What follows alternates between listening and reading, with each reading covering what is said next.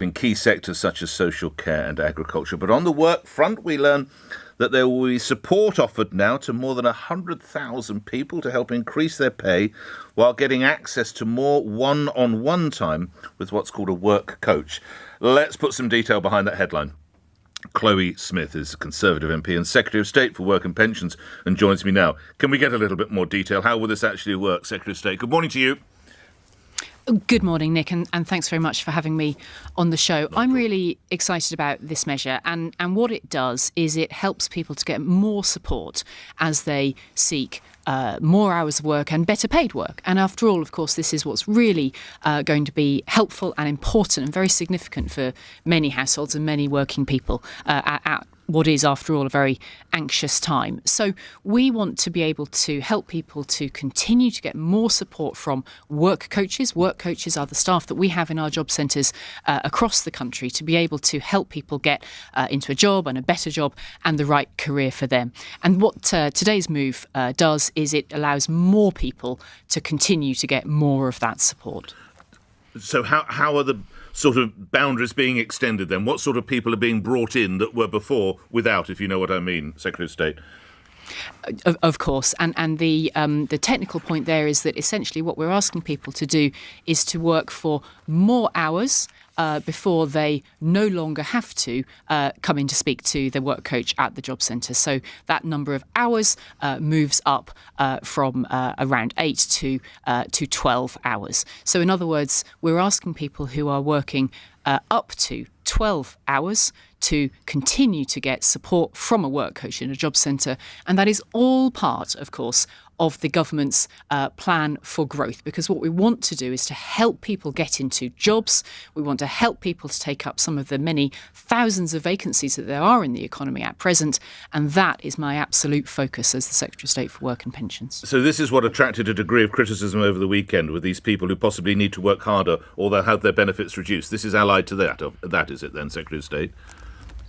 Well, of course, it's the case that in our welfare system, we do expect people to have responsibilities that come with the rights. And I think that's absolutely fair. And I think actually most people in the country also think that's absolutely fair. So what the Chancellor set out on Friday with my 100% support is that we will ask people to get more support from their work coach in the way that we've just described, but also that we will make sure that what's called the claimant commitment is properly supportive of that aim of helping people to get into work and higher paid work and more hours. How will we know if this is working? Well, we'll know if it's working by seeing those people in work, of course, which obviously we will. Typically, we will have in the figures. Is this the agricultural and social care sector we're directing these people to? What areas are we looking at, Secretary of State? Well, those are examples, but of course, actually, there's vacancies across a range of sectors at the moment. And I think the real point, Nick, is that actually people will know themselves if this plan is working because they will be the ones in those jobs and experiencing that better opportunity. And that's what we're all about as the government. What happens if someone doesn't get involved, doesn't sign up to this?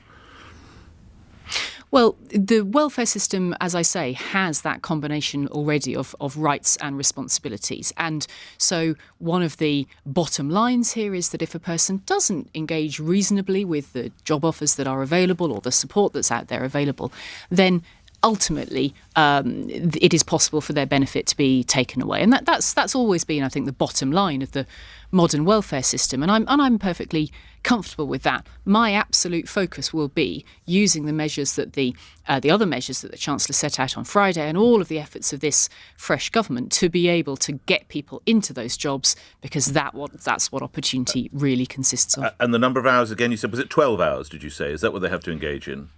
That's right, Nick. Yes, it's going up to 12 today. And indeed, the Chancellor also spoke about how it will go up further in due course, actually, in the rest of the year. Do we know what it'll go up to in the rest of the year? 15, yes. 15 hours, right. And if they don't do it, they don't get their benefits. And if they've got children, why should their children suffer? Well, that's not the case, Nick. And as I say, as I think you know, the modern welfare system has a number of cushions in it to make sure that exactly of that point. For example, children or those where there's caring responsibilities of other kinds. There's of course protections in of that kind, and that's exactly as it should be. But my focus is on helping all those who can work and are in a position to work to be able to work more and to work better and get paid more. These are obviously very important people, these work coaches. They are a crucial part of this. What's their success rate? Well, very high, actually. We have an evidence base that says that our system in this country works and that it helps people to go into work. And I think if you look at that in comparison to other nations, for example, our international competitors, we're in a good place. We do have a record unemployment Is it like 80%, 90%? Do we have a success rate that we have from these work coaches? Sounds a very trying job. It is a tough job, and I'm really grateful, actually, to all the people who work in my department and do that job.